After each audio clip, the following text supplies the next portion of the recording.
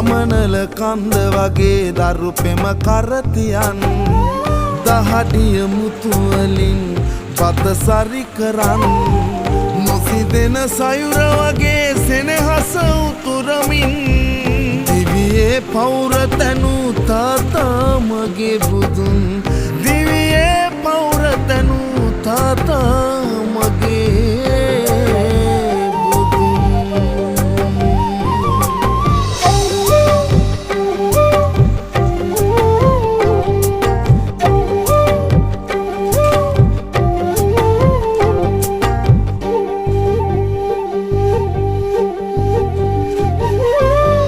නපුරුත් නුනා තමයි වරදට සැරවෙලා නොසැලෙන ඉන්න වගේ සැඩ පහරේ නොයා